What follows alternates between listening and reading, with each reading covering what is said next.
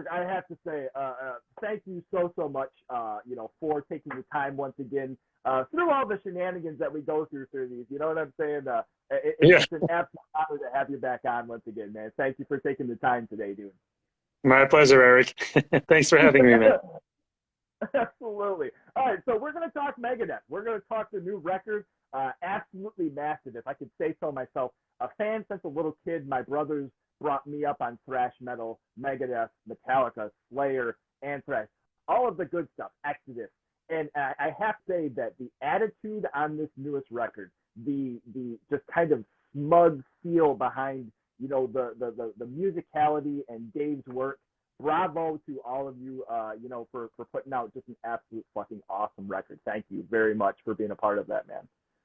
Yeah, man. Yeah, thanks. No, it turned out great. I'm really stoked to be a part of it myself, and it's just good. There's just a good chemistry happening, and I think it shows on the record. We're feeling it on stage too. I've been in the band for over 6 years now, and the flow right now, and just the feeling between the four of us is just really strong and really good. So I'm happy that translated in the album as well.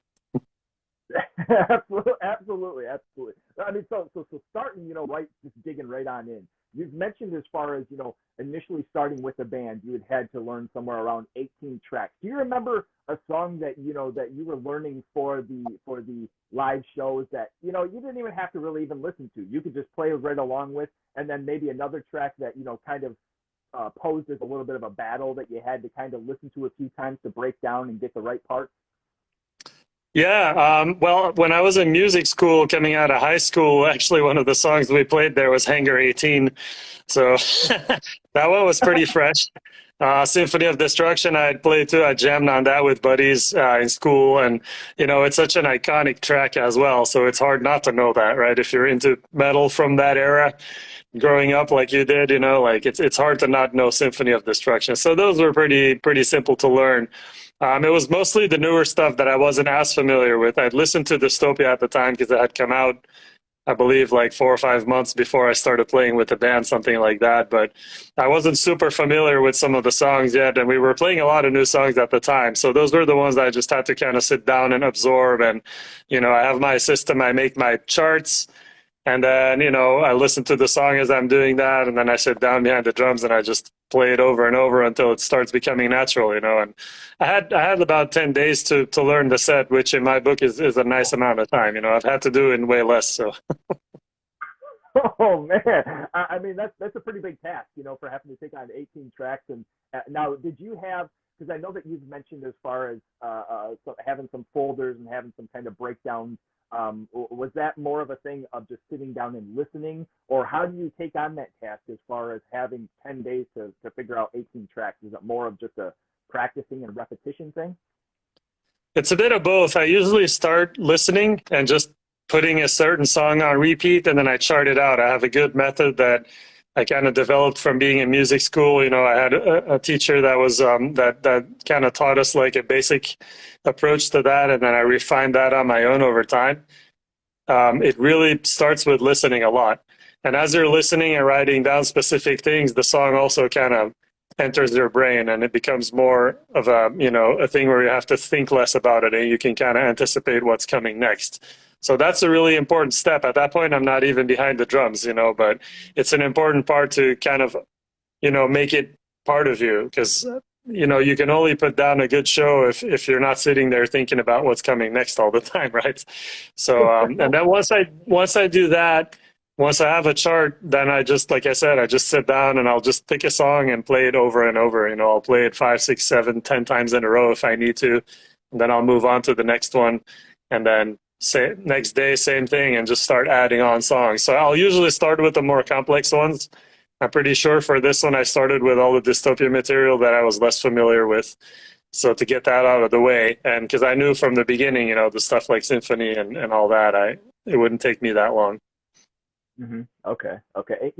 And in different interviews and with Sick Drummer and things like that, I've watched and I've listened to, just kind of picking your brain with different things, and you kind of mentioned honoring some of the old heads and some of the originals that have been there, meanwhile maintaining your own style. And that was one thing too with Chris Adler and with Dystopia, that I enjoyed his work toward it, but it's just kind of interesting as far as listening to that, and kind of how it's a little double bass heavy, and he's kind of like a little more flary with those certain things. But then listening, to the newest record and hearing through and through, I feel like it's almost a mirage, through the time of the band, where there's things that are very familiar, and then there are certain little moments, for the Dirk blast, for instance, just, slight little things, popping up as far as, in Soldier On, and then the We'll Be Back, I believe there was more so a fill. It wasn't, so much an actual like blast, but, touching on those things, how important was that for you as far as, for maintaining that throughout the years, and not, making it a Megadeth record as opposed to putting your own overly personal touch onto it? Well, that was essential to me. I'm a fan of the band as well. Growing up, like you mentioned, with all those bands, for me, when I think of Megadeth, I still think of Peace Sells, which was the first album I bought. I think of Rust in Peace, I think of Countdown to Extinction, Euthanasia, just albums that were big for me when I was a lot younger. And so the question I ask myself is, what would I want to hear if I was a fan of the band and they were putting out a new record now? I would want to hear that kind of feel, and that drums are a part of that, right? So for me, it's good because in the 3 years of touring with the band, we toured pretty much for 3 years nonstop on Dystopia before we started kind of working on the new record, and then the pandemic and all that slowed everything down. So in those 3 years that we were on the road, I really had a lot of time to familiarize myself to the tiniest details, how Nick Menza played, how Chuck Beeler played, how Gar Samuelson played. We played a lot of stuff from those early records, right? And so that really gave me a deeper insight into how to approach the songwriting myself, or specifically writing the drum parts. And other than that, there wasn't really any plan. I knew I would sound like myself inevitably, because it's kind of impossible not to when you're playing. I have a certain way I attack the drums, and certain little accents that I just automatically put in. And so I wasn't worried about that part. I was more conscious about, if we had a certain type of riff, how would Nick have played that? How would Gar have played that? Can I bring a little bit of that flair in without, completely aping them either? Because that's not the point. Like I said, I'm going to be myself. But I think it's cool. I think it's cool for people who know the history of the band. And Megadeth fans tend to be very aware of the band's, entire catalog, right? We have pretty hardcore fans all across the world. And so I think it would be cool for them to hear those little touches, like a fill where between the snare and the hi-hat, like in We'll Be Back, which is the thing Gar would do, or like the way Nick Menza plays the hi-hat, which is a very specific kind of feel, which is different from how I would naturally play it. But I've kind of adopted that now into my arsenal of drumming.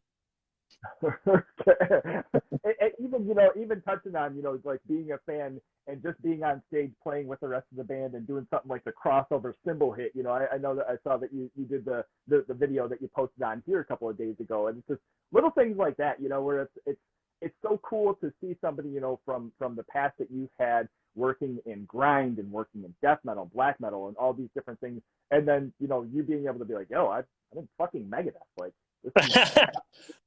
Yeah, man. I mean, one of the first shows I ever saw was the Megadeth show they did with Clash of the Titans. At the time, I was living in Paris, and so I went to the Paris show, which was at a place called the Zenith, and they played with Slayer, and I believe it was Testament and Suicidal, and so that had a huge impact on me. I went with a high school buddy of mine from Norway, who I'm still in touch with to this day. He actually usually comes and sees us when we play in Norway, and we'll reminisce about, man, I remember when we went to that gig and we were like 16 years old and just like blown away. I mean, imagine those four bands together. And of course, Megadeth, Rust in Peace era, prime lineup, Marty, Nick, Dave, and David. I mean, it was just amazing, so you can't help but be incredibly impressed by that. And that kind of, seeing that kind of thing fuels your fire to continue. That's why I'm here. It's thanks to bands like them and seeing shows like that and hearing records like that I'm here doing what I do today.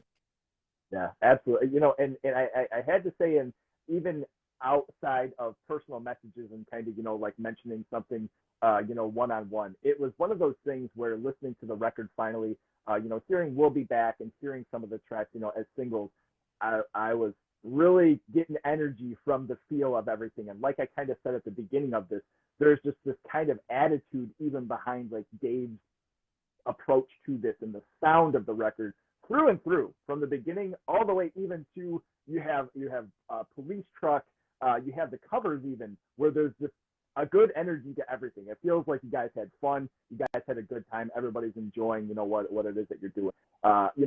Kicking off the record, so we have the title track there. Tell us about you have this "Bring Out Your Dead" chant that's starting everything off and bringing the energy to the album. What was behind that quote that wanted to kick everything off for you guys?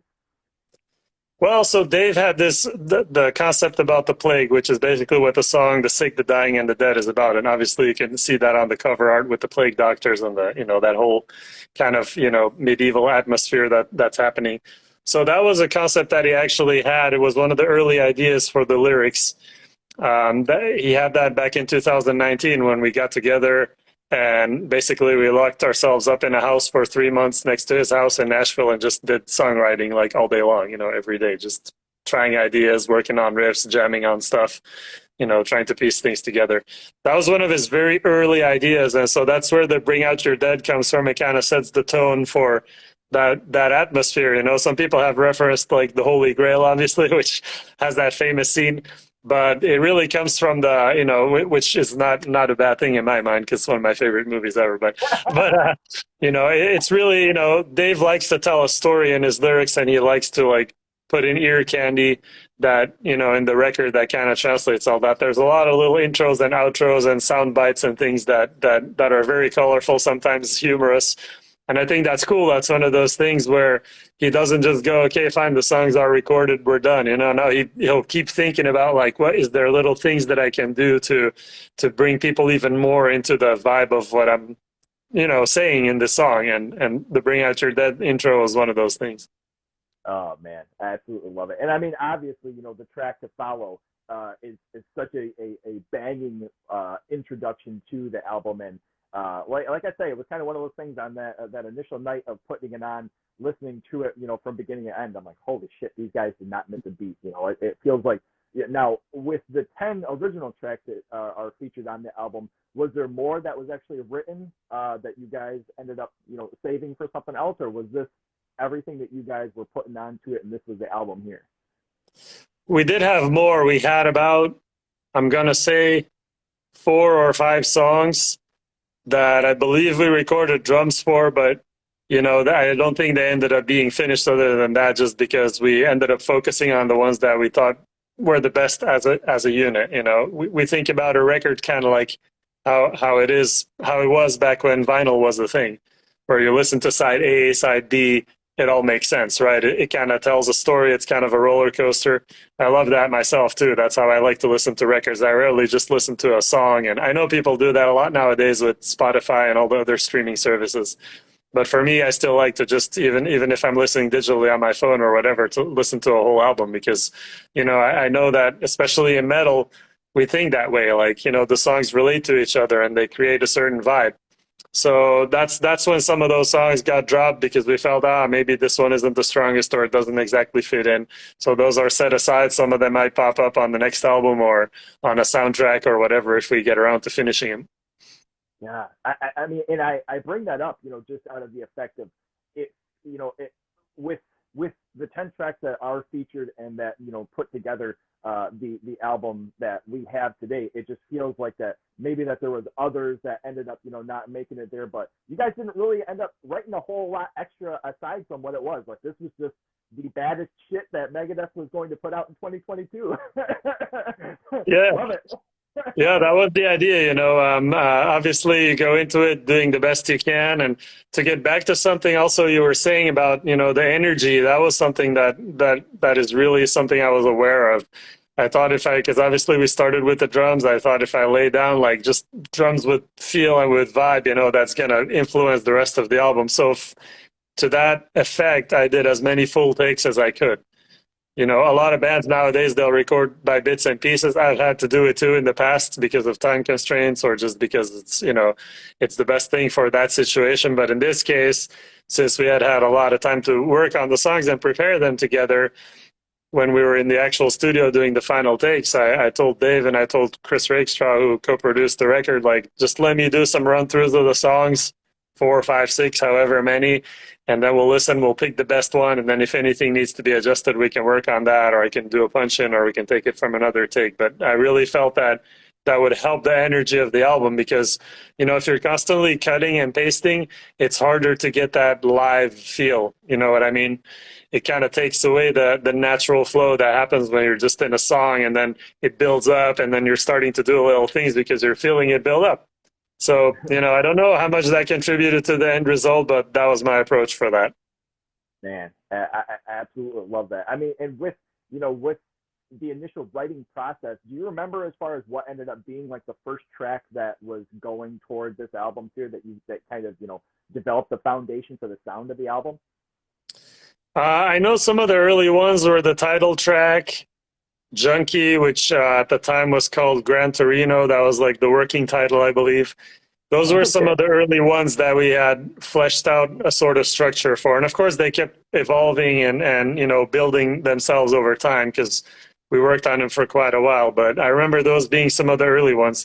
I'd say some of the faster tracks like We'll Be Back and Life in Hell and Night Stalkers, they came kind of later on, in the process, but they were always there. Like those ideas were always there because we basically start off with a bunch of riffs. Dave has this huge vault of riffs, right? So the first thing he did was go in there and pick a bunch of things that he thought would be interesting, and then we started working on those. And then parallel to that, Kiko and myself brought our own ideas as well. Sometimes just riffs, sometimes pieces of songs, or like in the case of Life in Hell, I put together a demo which wasn't quite finished, but it had a big piece of the structure the way it is, so that had drums, bass, and guitar. I brought that to Dave, and then at some point throughout the process, he started working on that and kind of reworking the riffs and fleshing everything out. So it's different depending on every song, but the most important thing, the coolest thing I thought was that we got to spend all that time together as a band and getting to really know each other. And for me, obviously being the first time doing this, with the guys, it was very fun and interesting to see how they work, and they're so talented. I mean, it's just amazing. Like Dave, like the stuff he comes up with, and the ideas he has also for arrangements. Same with Kiko. I mean, brilliant songwriter and brilliant arranger too. Kiko thinks not only about the guitar but the drums. Like the guy plays piano like a god as well. I mean, he really has a very wide vision of what can be done. And that's cool. You learn a lot being around that. So I took all that in and learned a lot. I mean, absolutely huge too. And this being your first time, recording on the record, were there any traditions or any, sort of fun behind the scenes that Dave and Kiko passed on to you from being the new guy, as opposed to Kiko finally being like, finally, it's not me being the new guy in the band.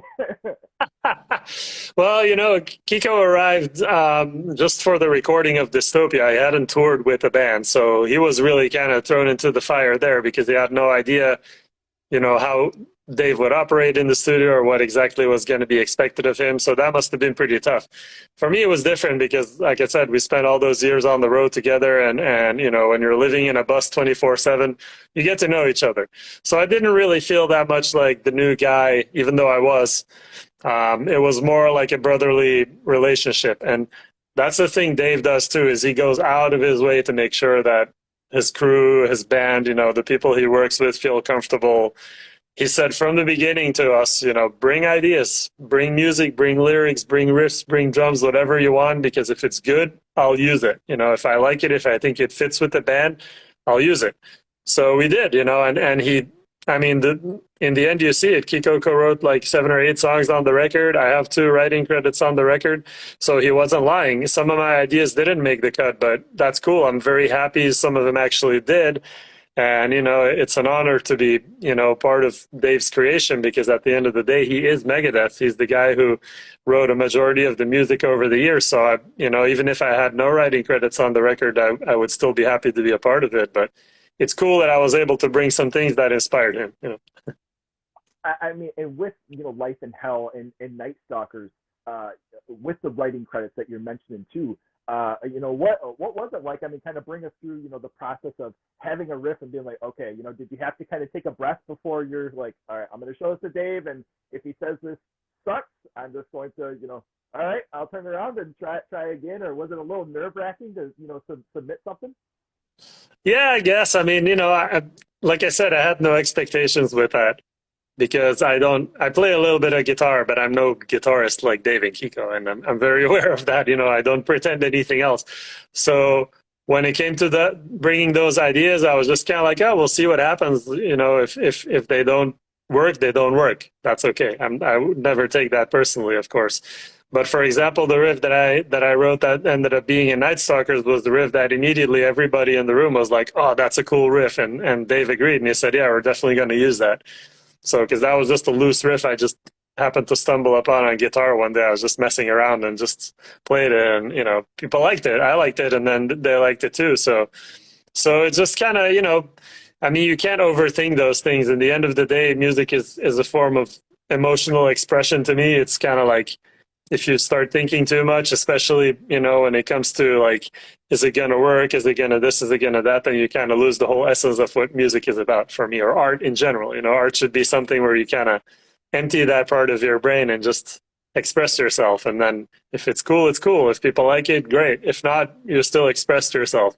So that was kind of, that's been my approach the past years. Same thing with my other stuff that I do. I don't overthink it. I just create it. And if in the end it works for me, then I'll finish it and I'll put it out. If it doesn't work, then I move on to the next idea.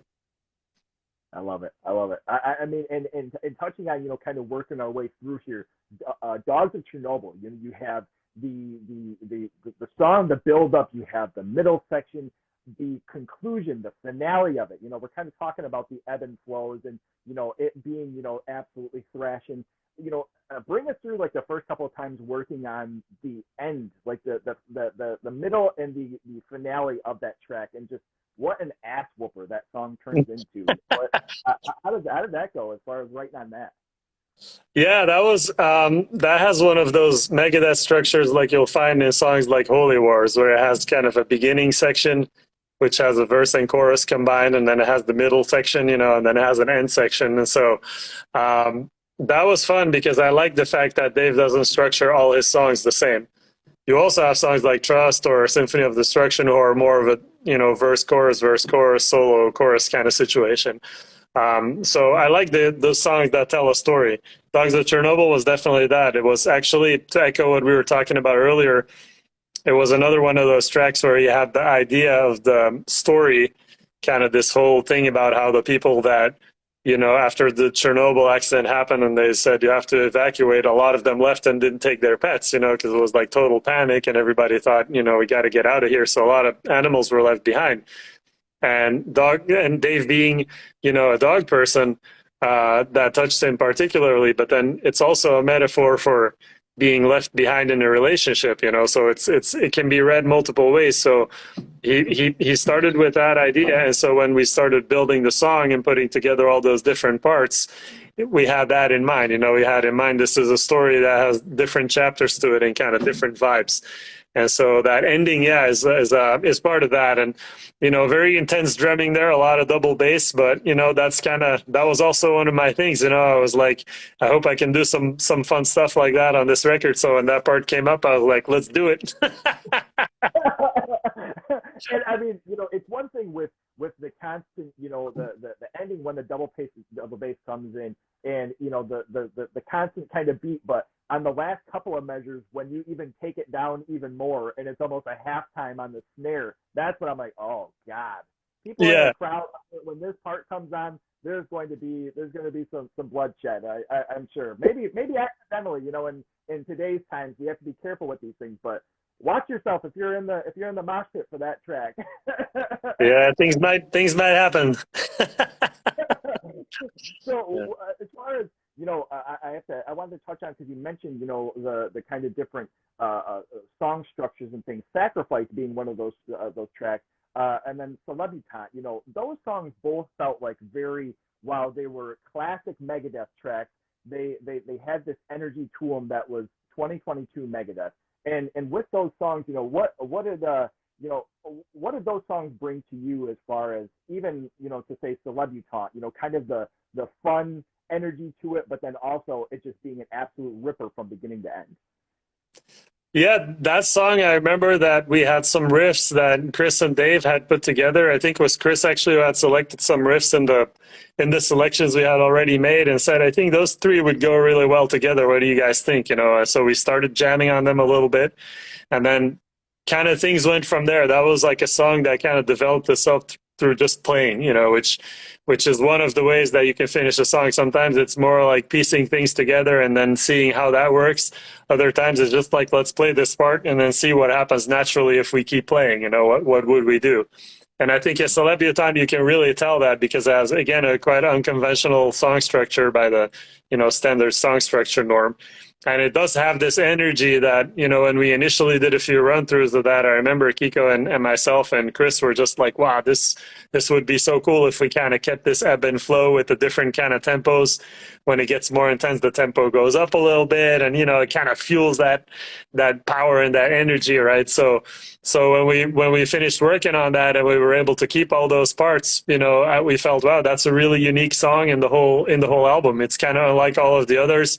Has a bit of a new wave of British heavy metal feel, which has always been, a big influence, of course, to Dave, who was a big fan of Diamond Head and Budgie and all those bands, And so that was cool because, again, it kind of goes back to the early days of the band, but without trying to copy it. It just kind of happened organically. And I got to give Kiko credit for that as well, because he's somebody that's super fun to jam with. Like, we're always jamming in our warm up room, before shows.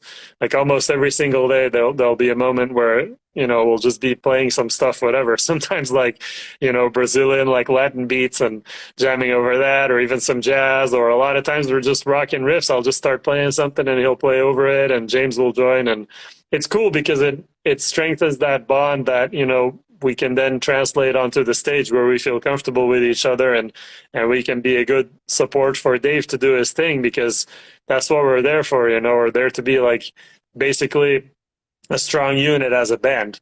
Dave very much thinks Megadeth. He doesn't think like, oh, I'm here, I'm the guy, and the other guys are back there. He wants everybody to have their moments to shine, for all of us to sound good together. So I think working on a song like Celebutant the way we did is really, impactful when it comes to that element.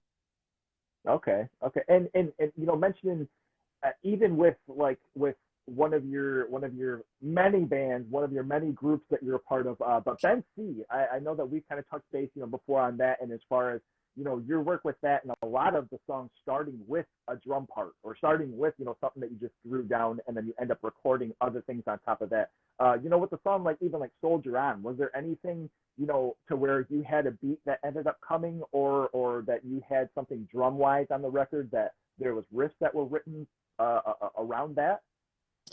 I would say the only one where that happened was Life in Hell, because that's the demo I made. So I kind of had this idea that I wanted to bring an old school thrash feel, with like those fast those kinds of beats, and then the breakdown in the middle where it changes tempo. That was kind of my initial idea for the song before I had any guitar riffs. So I kind of put down some drums and then found riffs that would work with that, just kind of like I do in Pensy. And for me, it makes sense because initially I am first and foremost a drummer. So I think in those terms, I when I listen to a song, I don't necessarily discount the riffs, because of course the riffs are super important in metal and they make the song, but also the way the drums are structured can be a big part of how the song ends up feeling and sounding. And so in good cases, when you have a good drummer, like recently I've been listening a lot to the new Bloodbath album, and it's one of those, where Martin Axelsson is just such an amazing drummer, and the way he approaches the drums really add a lot to the song, So for Life in Hell, that's what I did. And for the other songs, they've, mostly everything is riff based. That's where Megadeth will start. If you ask him how do you write songs, it's mostly based on riffs. Of course, sometimes the idea will come from a lyrical concept, like we said, the Sick, Dying, and the Dead. Dogs of Chernobyl was another one. Soldier On was very riff based. That was that main riff, the riff that starts the song, or the verse riff. That was kind of how that song began, and so we jammed on that, and I modeled my drums to fit with that. And it happened that the Dirk Blast was a cool thing at the end of the chorus, so it just worked out. And with that, I wanted to mention in one of your other recent interviews, you'd mentioned there was a song that you tried integrating the Dirk Blast over possibly a verse or something. I know Soldier On, and then even We'll Be Back. I noticed that there was you had that in there for a second, and I absolutely loved it. I was fucking grinning ear to ear. What was the song you were trying to write? A blast over. Ultimately, just kind of feeling like it didn't really fit the feel. Yeah, we were in the studio. I don't remember which song it is, to be honest. I might be one of the fast ones, maybe Night Stalkers or We'll Be Back. I forget. But Dave said, "Hey, why don't you try a blast beat over this?" And that was like not a Dirk blast, but like a more traditional, like kick snare, old school Napalm Death style blast. And so I did. We recorded it, and then we went in and we listened back, and yeah, it just kind of felt out of place. It's one of those things where just doing it for the sake of doing it didn't make sense. It's Megadeth and it needs to sound like Megadeth, and it didn't, in that case. It was just kind of like, yeah, that sounds like the drummer is in the wrong band. So we skipped it and we went back to whatever I was doing before, which fit a lot better. So credit for trying. I mean, Dave was open to doing it, and maybe in the future we'll find a song where a beat like that might actually work. But given that it's never been a part really of Megadeth's musical arsenal, it's kind of tough, which is cool. With Dirk Blast that worked because it doesn't kind of exactly sound like a traditional blast beat. It's a little bit different, and I used it more, like you mentioned earlier, as an accent / fill kind of thing, kind of a build up to like, this is how high it can go before it goes back to the next part. Right. And I love that too. And I mean, it says a lot, as far as even yourself having, that humble approach of listening back and being like, it just doesn't feel right. It doesn't feel like something, in these classic times of what this band has put out, that, I want to keep with, some absolute aggression, but maybe this just isn't the feel for these things. And the future, is still out there. Who knows if there ends up being a blast beat on a future fucking Megadeth record. Exactly. In the end, it's not all about that anyway. What matters the most is good songs, right? That's what we all want. Of course, it's funny to think about the blast beat thing because I've done, I guess I'm kind of known for using those a lot. But again, in Soilwork, it was the same thing. I didn't just put them somewhere. It always had to make sense. With Soilwork, it was more part of the vocabulary of the band over the years. So, it was kind of easier to integrate it. But yeah, it's all about making a good record and a good song in the end. And initially when we're in the studio, we're making good songs for ourselves. Do we think it works? If it does, then cool. If it doesn't, then okay, let's try something else. I mean, that was basically the whole process of making the record. Was a lot of trial and error, a lot of changing things around to see what could be the best. And Dave is, he has endless energy when it comes to that. I mean, it's super inspiring, to see how far he's willing to go with that. Even after all these years, he still wants to make the best album he can possibly make and try and, do better than the previous one. And I love that. Man, I can't say that, I can say the same exact thing, overall, honestly, just the feel of the energy of the band, the look of, all the videos that are coming out here. You guys are on tour. You guys have been out playing. How has the response been to the newer tracks? As a band that's been around for the decades that have been out, and then hearing new songs. Sometimes people kind of they have to adjust a little bit. But I feel like hearing these songs, they might be like, "Oh, is this an unreleased track from 1980 something?" Yeah, it would be funny to hear people's comments in the crowd, like for those who don't know. It's been great, man. We've been playing We'll Be Back for a while now. We started adding on Soldier On as well a couple of weeks ago. They're both going over really, really well. Next one we'll work on is probably either Night Stalkers or the title track. I'm not sure yet, but we're definitely going to try and play a bunch of them. And so far they fit in really nicely in the set, I think. So on this tour, since we're not the headlining band, our set is not that long. So obviously there's a few songs we have to play. We can't do a show without Symphony or Holy Wars or Hanger. That's kind of, what we have to do, right? But for the most part, they've been going over really, really well. They're fun to play. Yeah, I can't wait to do more. That is awesome. Now, as far as, along, obviously we have this huge record. We have this, this absolutely monumental band that you're doing all this. You also have other, projects and different things that you work on. You have Ben C, who you've been writing and putting out stuff since 2011. Cadaver is another band right behind me here. I've been seeing little posts here and there about you and Anders working on some new music. What's coming out of this? What are we expecting from New Cadaver? Well, that's actually, a lot of that was done during the pandemic because obviously we ended up with a lot of downtime and kind of, obviously all tours were canceled and I had, no work for a while. And so, Andrews had a bunch of ideas laying around and we decided, well, let's just see what we can do with this, since there's nothing else happening and we need to move ahead. So yeah, we recorded a new album. It's still being finished as we speak, still being mixed, and but for the most part, it's done. The band turned into a four-piece now because the old bass player Eller Solstad, who played on the In Pain's album, he's back in the band, and then we also have Ronnie Latekro from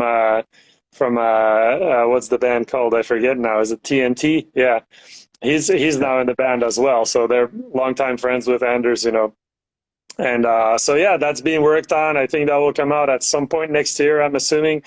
Obviously, my focus is fully on Megadeth, at this point. That was something I could do because there was time and because I needed to work. But I'm stoked to be a part of it, and Anders and the guys are well aware that the touring, I can't be there for that, unfortunately. So, but they have a really good fill-in drummer in Bjorn Rono, who plays with Fintroll and a bunch of other bands. He's a really great drummer. He does a great job with Cadaver as well. So you'll be able to catch the band live. I think they're actually about to do a tour with a couple other Norwegian bands. So they're active and it's super cool to be able to be a part of that. Anders and I are great friends, and so it's always fun to work together. Yeah. Yeah, I was just seeing the video of the keyboard thing that you had that was kind of a mix of emotions there and kind of spinning you on a whirlwind of emotions. Yeah. I don't know what the hell that was, but always a good time to goof around, No, I mean, this has been absolutely awesome, man. I was actually planning on making you guys are going to be in Detroit here soon, which is pretty close by. I couldn't get it off of work, but when you guys are coming out and you guys are doing this headlining tour, whenever that may be, for this newest record, I am absolutely there, and I cannot wait to be there. It's absolutely awesome. I can't wait to hear, you guys playing more stuff live. You said at the time you only have the two tracks that you're playing live, correct? With you're out with Five Finger Death Punch.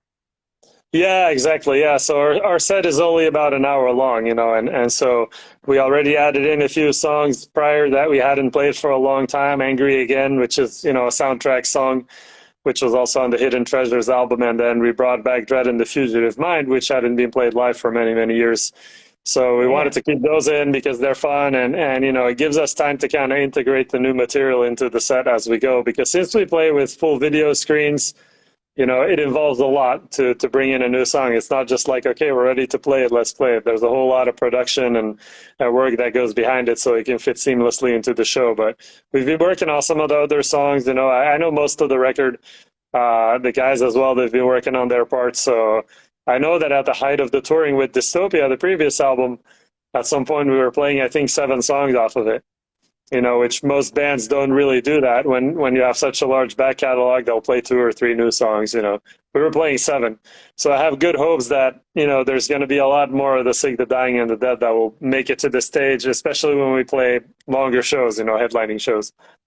Oh, man. I mean, that is awesome. That is so sweet. And with your approach as far as, from playing, in various different genres, from blast beats to death metal to different things, what goes into as far as prepping for a Megadeth show, and how does it differ as far as you have to have a different momentum as far as with a blast song it might be something that's only 20 seconds long but you're playing extremely fast. Megadeth, you might have something where it's a 5-minute track, but you have to have a steady pace. What does your approach as far as your prep for playing live with them differ from if you were going to play like a bent C set, for example? Yeah.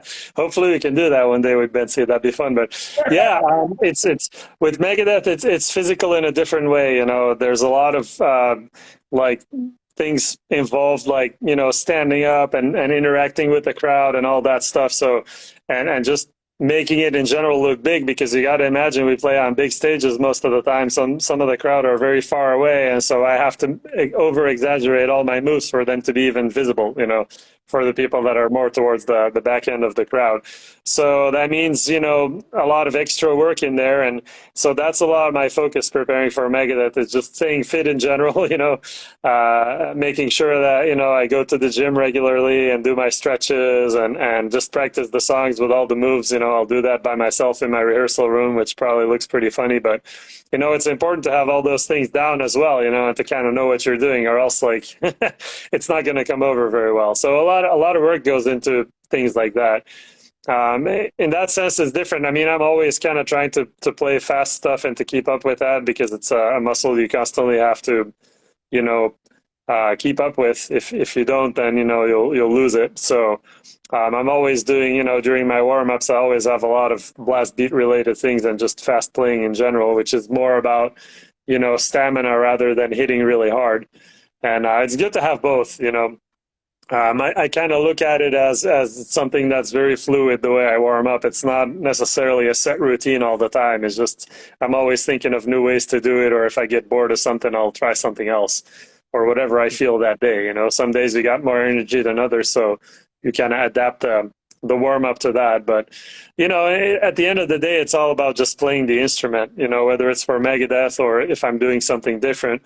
It's really about just being behind the drums and playing, because the more you do that, the easier it is. I never take long breaks anymore. I did that in the past, and it never ends up being good, because, if you don't play for 3 weeks or something and you get back, it takes a while to get back to where you were before. Right. So I try to avoid that personally. I'd rather go in, and even when I'm home, just go to the drum room for an hour or two, bash out some tunes, do some exercises, come back. And, and that way, whenever the next Megadeth tour hits, I'm not like completely behind. You know what I mean? Okay. And in that prep, is that something where you're putting on Megadeth tunes, or is that something where you have kind of a go-to for maybe a really extreme fast, and then kind of something that's a 6-minute mid-tempo song? Are there things that you have kind of a playlist for as far as getting back in the routine? Yeah, I usually play along to Megadeth tunes, especially, when the tour is coming up, like the last week or so, I'll start going through the songs just to refresh my memory and make sure that, I remember all the little things that I do in those.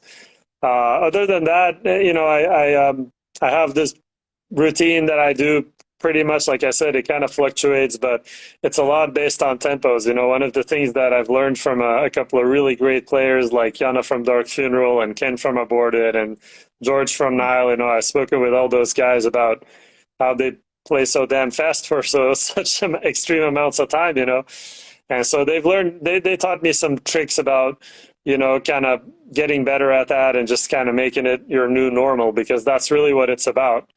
If you, like, let's say if you want to play at 260 BPM and you struggle at it and you keep telling yourself, man, it's too fast, just right there, that mental state is not going to be very helpful, because you're already kind of putting yourself in a place where you struggle with it, right? So what they taught me, like kind of combined from the three of them, is like, just go to the stuff that you can barely play or even can't, like go to 270, whatever, and try to do that and do little bursts of it. Like I'll do like stuff with 4 hits on each hand or 8 hits on each hand. And, I mix that in with 16th and 32nd notes. So it goes from fast to slower and fast to slower, and just kind of work that way. And once you work for a while at this really high tempo, even if none of it is very clean and you're struggling to do it, then when you go back down some steps to 260 or 250, that's suddenly going to seem a lot easier, because it's slower now, right? Instead of being faster than everything you do, it's now slower than what you've been doing. And the brain has a weird way to kind of, get used to a tempo after a while.